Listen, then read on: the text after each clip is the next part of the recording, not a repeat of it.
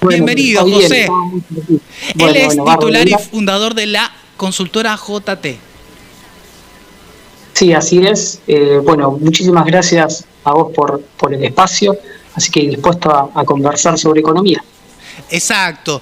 Bueno, ¿cómo estás viendo, José, este panorama que, bueno, de alguna manera estamos viendo proposiciones que tienen que ver con quitar el cepo de la Argentina? Quitar el cepo en este contexto donde para allá, para 2024, sería una alternativa, algo que muchos estamos queriendo o que creemos que de alguna manera hay tantos tipos de dólar en la Argentina, tendrían que estar convergiendo algunos y de alguna manera desapareciendo otros. ¿Cómo ves esta medida y si pudiera ser posible en 2024, tal como lo anunció Sergio Massa?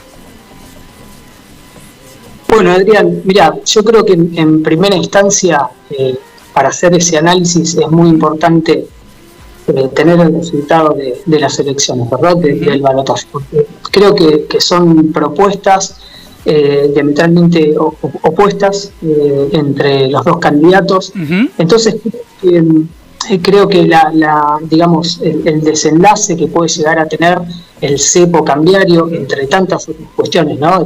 Dentro de la economía, va a depender fundamentalmente de quién sea el próximo presidente.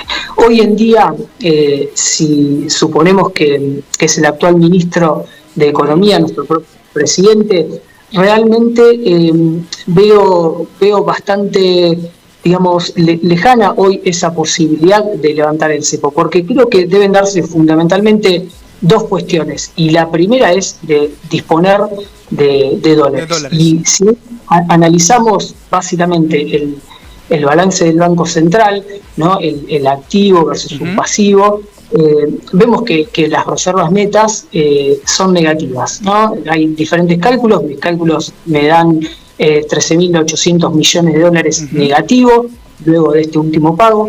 Entonces, si vamos sumando, ¿no?, toda la deuda acumulada con los proveedores del exterior, de los importadores, si por ahí analizamos la estructura de la deuda pública, en donde una parte importante, algo más del 60% de la deuda pública es en dólares, y parte de esa deuda tiene vencimiento de corto plazo, alrededor de un tercio, entre 2023 y 2024, es decir, digamos, el caudal de divisas que vamos a necesitar va a ser realmente muy importante. Y yo lo que creo es, si bien es importante, hay que mencionarlo, porque este año, producto de la sequía, el ingreso de divisas se vio claramente mermado, y eso se nota en el balance en el Banco Central, se nota en la recaudación, ¿no?, de los derechos de exportación, se nota a través del impuesto a las ganancias. Entonces, eso probablemente va a estar el año próximo, ese caudal de divisas adicionales. Claro, que es una variable que de alguna manera Sergio Massa ya está tomando, como en caso de ser ganador, está tomando eso que vos decís, este aspecto positivo de lo que se recaudaría a partir de un contexto en el agro mucho más favorable para 2024, y también apostando un poco al sector energético. Creo que de ahí viene un poquito ese apoyo, digamos, de entrada de divisas.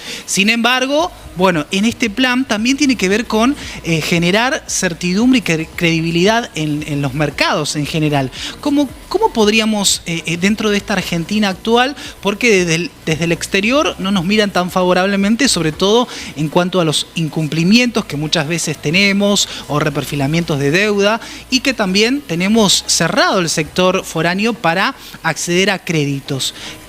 ¿Qué deberíamos hacer para mejorar un poco esa performance a nivel internacional y para no estar dependiendo solamente del Fondo Monetario Internacional?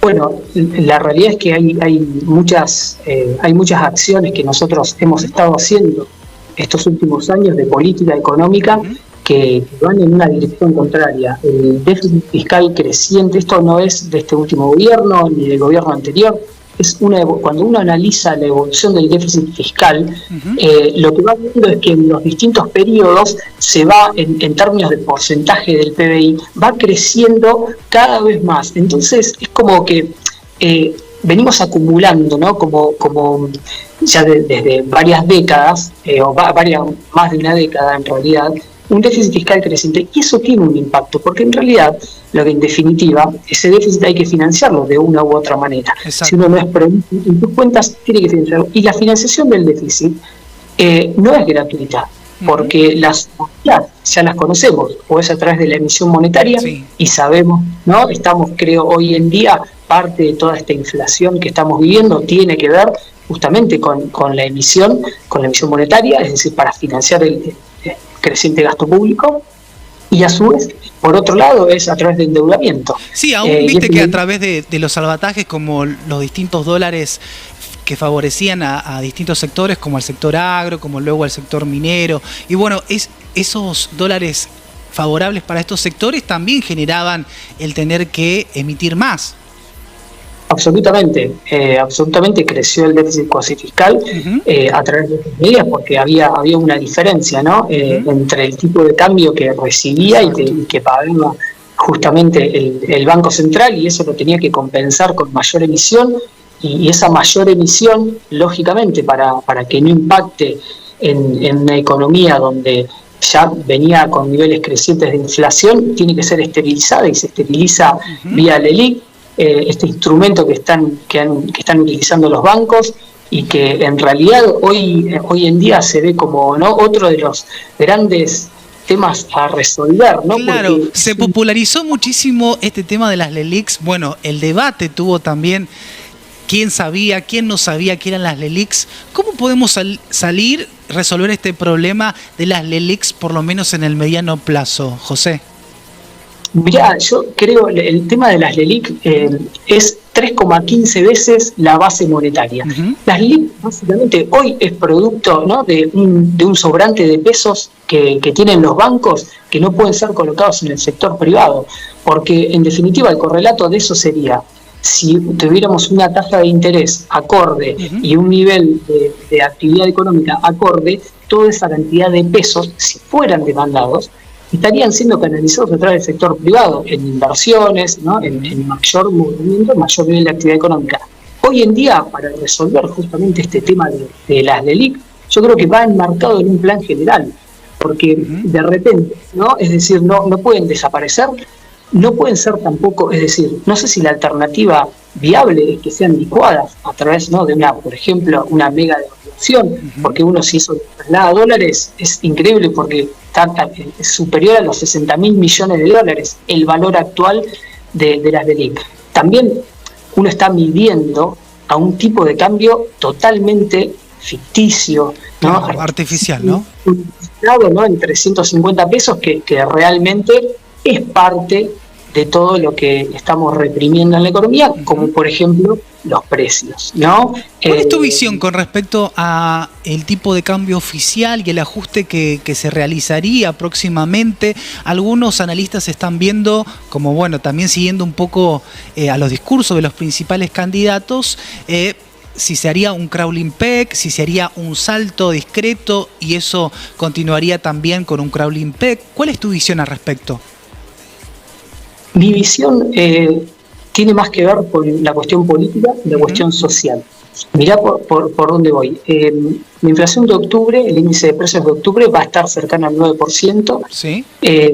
Si uno ve el índice de precios de la ciudad, tienen algunas diferencias en su estructura, ¿no?, de la participación entre los distintos rubros. Sí. Es bastante cercana, porque la interanual está dando 141, casi 142%, y el índice de precios a nivel nacional de INDEC está a septiembre está en 138, así que están más o menos en línea. Lo que tiene es hay mucho precio reprimido, ¿no? Porque cuando uno se mete al interior de todo eso, entonces ves los precios regulados en relación a la inflación núcleo, empezás a analizar, ¿no?, las subas interanuales de los combustibles, de los servicios y demás. Por el otro lado ves la suba de los alimentos, que está muy, muy por encima. La variación interanual de alimentos y bebidas del índice nacional es 150%, y está muy por encima del 138% interanual del nivel general. Entonces, Para noviembre, lo que se espera, uno lo que vio y lo que se percibió y lo que están empezando a dar las primeras, los primeros resultados de los relevamientos de la primera semana de noviembre es una escalada bastante importante en los precios para noviembre, que esto viene de los últimos días previos, jueves y viernes, previo a las elecciones generales, ahí hubo incrementos bastante importantes en los precios, que de acuerdo a cómo se toma la inflación, eso va a impactar en la primera semana de noviembre, y por lo que estamos viendo ya ¿Más o menos de cuánto, José?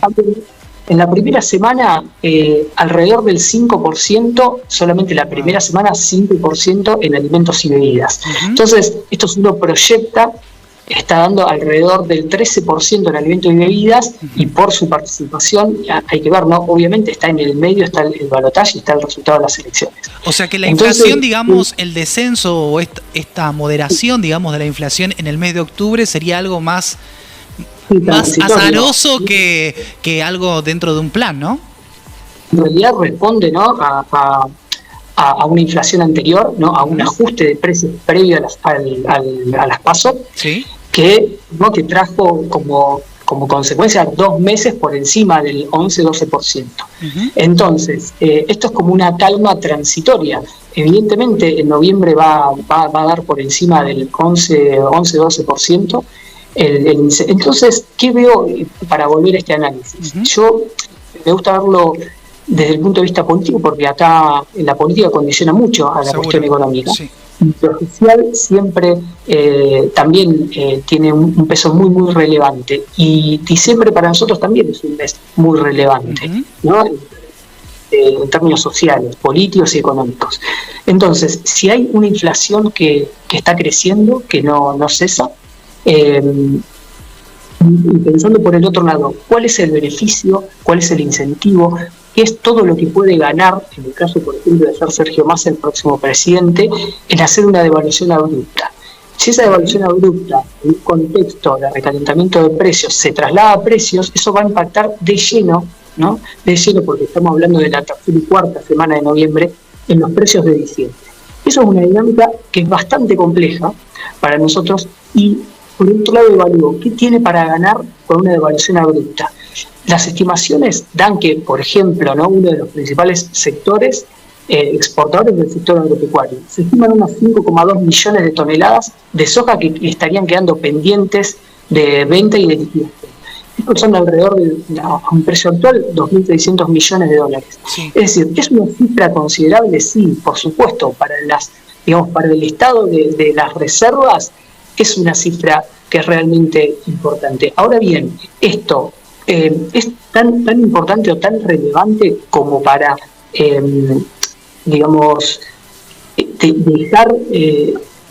dejar que pueda suceder alguna cuestión que escalen los precios y eso tenga que ver con un mayor nivel de conflictividad social. Entonces yo por ahora lo estoy viendo desde ese punto de vista. Entonces me estoy inclinando más a que, si Sergio Massa es el próximo presidente, haya más un crowding peg relacionado con inflación, como para empezar a recuperar un poquito el terreno perdido del tipo de cambio. Y desde ya que si el próximo presidente es Javier Milei, yo creo que ahí sí va a haber un evento disruptivo que simplemente creo que va a ser el propio mercado el que va a hacer ese ajuste, y como no hay reservas suficientes como para, no suficientes, pero digo, no, las reservas en términos están negativos, entonces no sé cuáles van a ser los incentivos del Banco Central a intervenir y sostener un tipo de cambio de 350 pesos. Entonces creo que ahí sí puede suceder ese cambio abrupto en el tipo de cambio nominal. Con respecto a esta economía que vendría después del balotaje, bueno, estaba leyendo también uno de sus informes que hacen muy bien dentro de la consultora JT, y hablaban también de un ajuste que ya se hizo en los precios a $1 en 1.100 pesos más o menos. Eso se trasladó un poco a precios, y mi pregunta básicamente va hacia los salarios. ¿Cómo ves que podrían recuperar el poder adquisitivo un poco perdido y las negociaciones?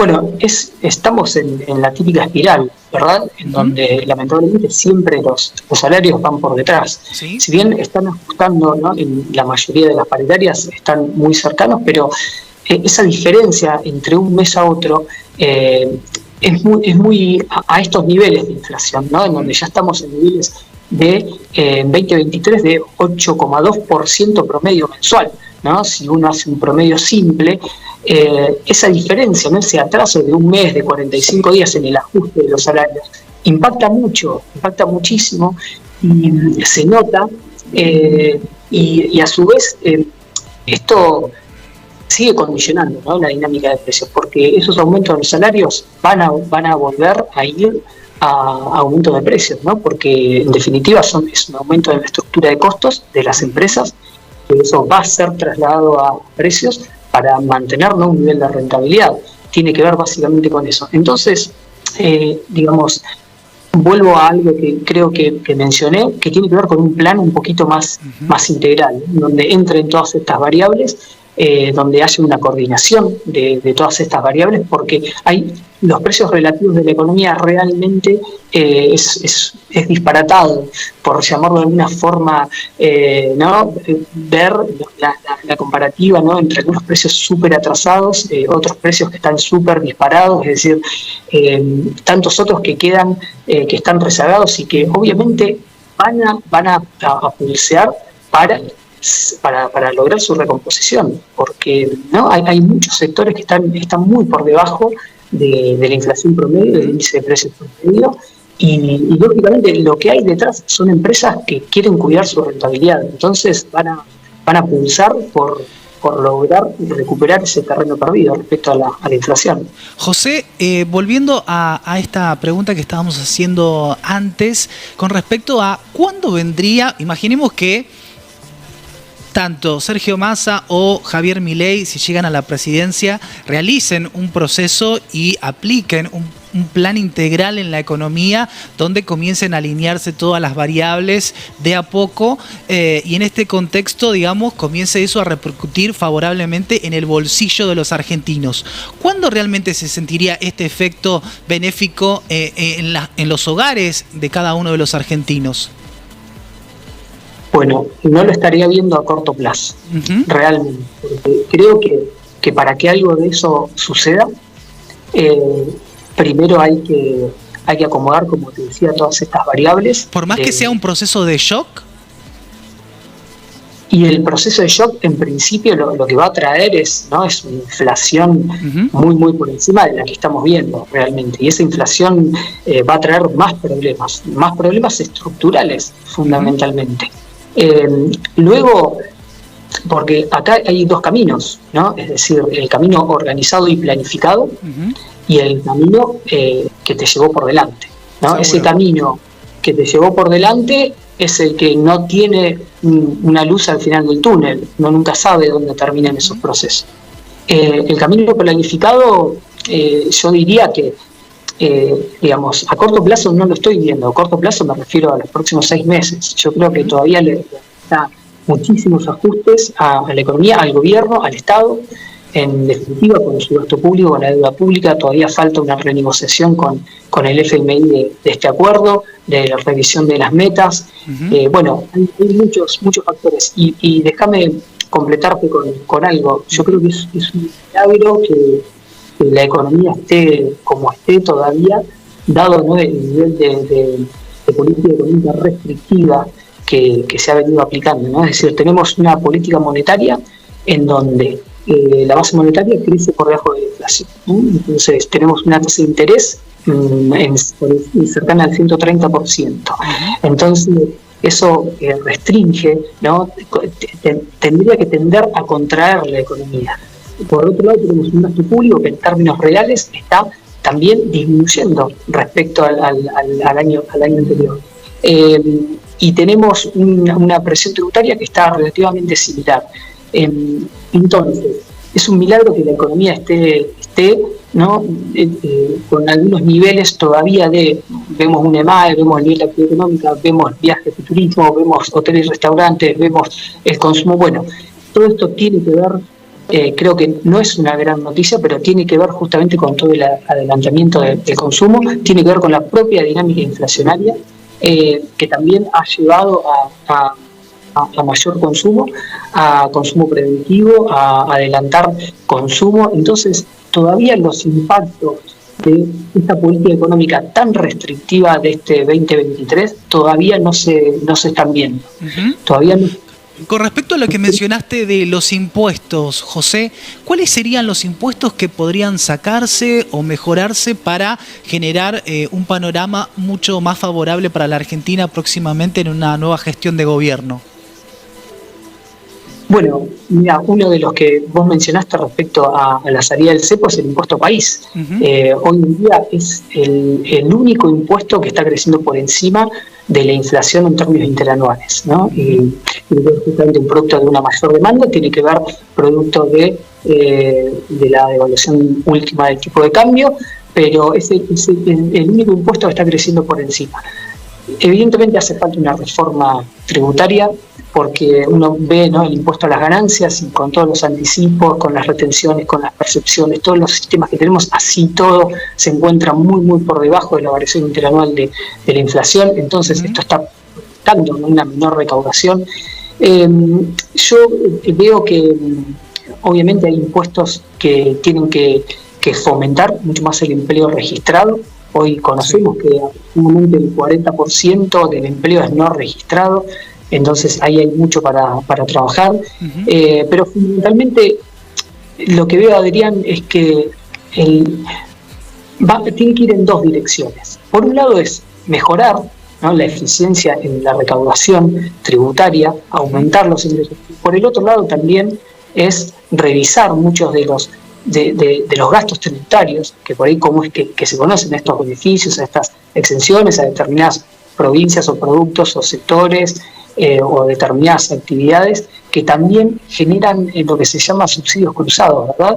En donde no queda del todo claro, ¿no?, la eficiencia de ese tipo de gasto tributario, que en definitiva en lo que termina condicionando es una menor recaudación y por ende condiciona aún más el déficit fiscal. Respecto a tu pregunta, yo veo que también la inflación, parte del análisis que hemos hecho desde la consultora, que estos altísimos niveles de inflación, altísimos en relación a lo que veníamos, ¿no?, de los últimos años, ha llevado a que el gobierno tenga que tomar ciertas medidas que han ido en contra justamente de la recaudación tributaria. Por ejemplo, todo esto último de la devolución del IVA, sí, ¿no?, el aumento en las escalas de ganancia, por supuesto la postergación que viene desde el tercer trimestre del 2021 de los impuestos a los combustibles. Hay siempre dejando de lado, ¿no?, obviamente el fortísimo impacto que tuvo la disminución en los derechos de exportación. Pero creo que también para poder mejorar la recaudación tributaria va a haber que bajar un par de escalones en los niveles de inflación. Me parece que eso es un factor que... O sea que vamos a tener que esperar un poquitito todavía, ¿no? Desde mi punto de vista, sí. Siempre todo esto que te digo está condicionado, ¿no?, al resultado del balotaje y a cuáles sean las primeras medidas que tome el próximo presidente. Seguro. Monitoreando, lo podemos seguir conversando. Para despedirnos, te voy a pedir una buena noticia. ¿Cuándo volvemos a crecer genuinamente en la Argentina, José? Bueno, vamos a hacer con esperanza entonces. Yo creo que sobre finales de 2024, si hacemos las cosas bien, podemos empezar a ver un sendero de crecimiento. Ojalá que las cosas que hagamos, que los hacedores de política económica realmente empiecen a modificar algunas cuestiones estructurales, porque en definitiva el resultado, lo que vemos hoy es consecuencia de años de acumulación de desajustes, que tienen que ver, ¿no?, con la forma en la cual gastamos, con la forma en la cual nos endeudamos, que tiene que ver justamente con la forma en la cual utilizamos ese gasto, cómo utilizamos también la parte de el impuesto inflacionario, ¿verdad? Que a veces positivo hasta cierto punto para mejorar la recaudación, pero el alimento se vuelve tan nocivo que se traslada de una forma muy abrupta a la ciudadanía, ¿no? Como pérdida de poder adquisitivo. José, ha sido un placer que estés con nosotros en Abriendo Mercados, muchísimas gracias y sobre todo también por los buenos informes que hacen desde JT, la consultora, así que muchísimas gracias, José. Adrián, muchísimas gracias a vos, bueno, sigo a disposición y bueno, que siga todo muy bien. Seguro que hablemos en un contexto donde ya tengamos más resoluciones y donde, como dijimos antes, la Argentina comience por fin nuevamente a crecer. Seguramente esperamos eso. Sí, cómo no. Hasta luego. Gracias.